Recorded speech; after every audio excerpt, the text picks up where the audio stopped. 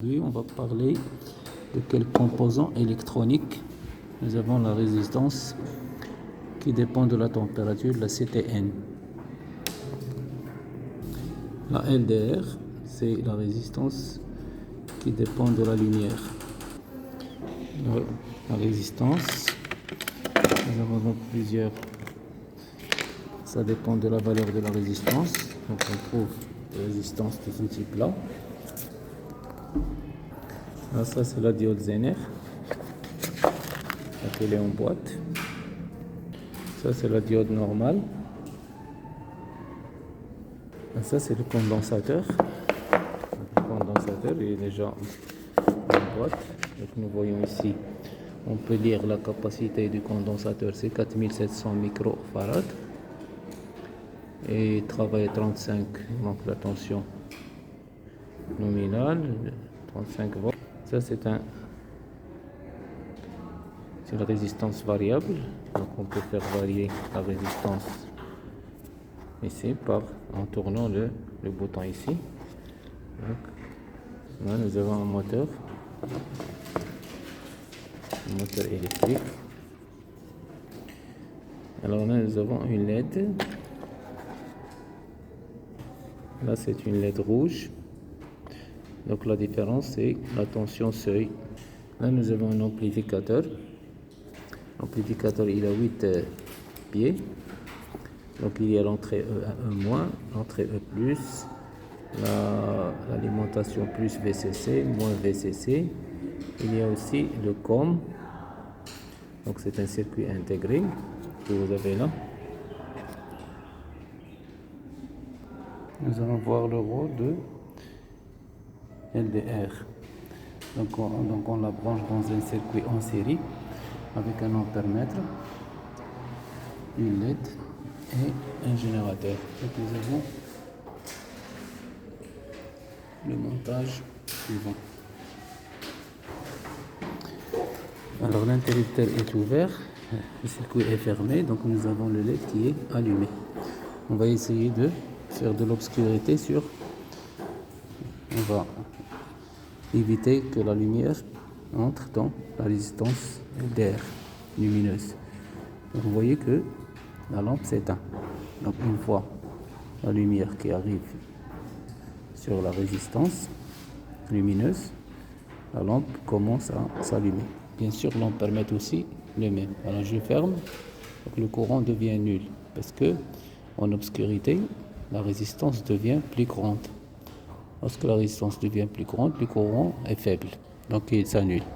Si j'élimine pour que puisse entrer la lumière, donc je vois qu'il y a un courant. D'accord? Donc LED est allumé. D'accord? Donc ça c'est l'effet de résistance lumineuse.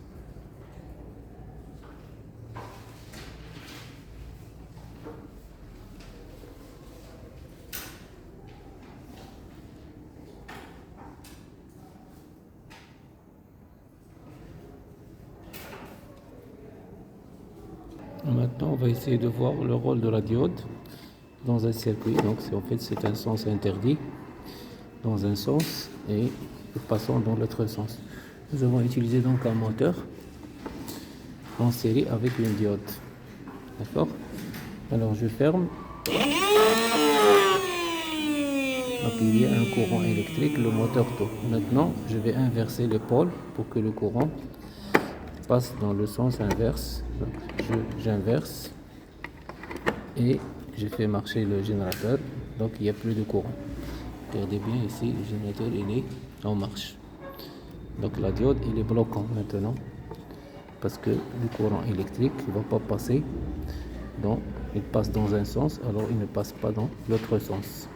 Donc vu que ça c'est le plus, ça c'est le côté lié au plus, vous avez là. Donc si le courant vient de ce côté, il n'y a pas de passage du courant. Si j'inverse, bien sûr, vous voyez ici, le rouge je le mets à droite. Maintenant, il y aura passage du courant électrique. Alors nous chargeons un condensateur, charge instantanée avec un générateur de tension 24 volts. Donc nous chargeons notre condensateur de capacité 4700 farad. Donc une fois l'interrupteur est fermé, donc le condensateur se charge instantanément. Maintenant, on va y essayer de le brancher le condensateur avec un moteur pour voir s'il a été chargé par le générateur ou pas. D'accord? Donc on va enlever les bornes du générateur. On va les relier aux bornes du moteur. Donc je vais essayer de brancher. Regardez bien. Donc le moteur tourne un certain moment et s'arrête. Donc je peux aussi refaire la même chose en faisant la charge du condensateur. Ça c'est le plus. Et là, ça c'est le moins du générateur. Donc je charge le condensateur. Alors la charge il se fait instantanée. Je débranche le condensateur maintenant, il est chargé. Je le branche à nouveau au niveau du moteur. Regardez bien.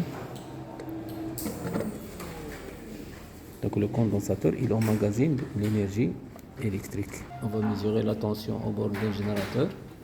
Donc nous utilisons un voltmètre. Tension, donc c'est continu et non pas alternatif. Donc il faut faire continu. Il faut toujours prendre le calibre le plus grand avant de faire les mesures. Donc nous prenons ici 1000 volts. Donc je peux bien sûr brancher en parallèle, le voltmètre il se branche en parallèle. Donc j'ai ici le moins du côté moins du générateur, ça c'est le câble jaune, et le plus du côté plus, le plus du côté plus. Maintenant je vais,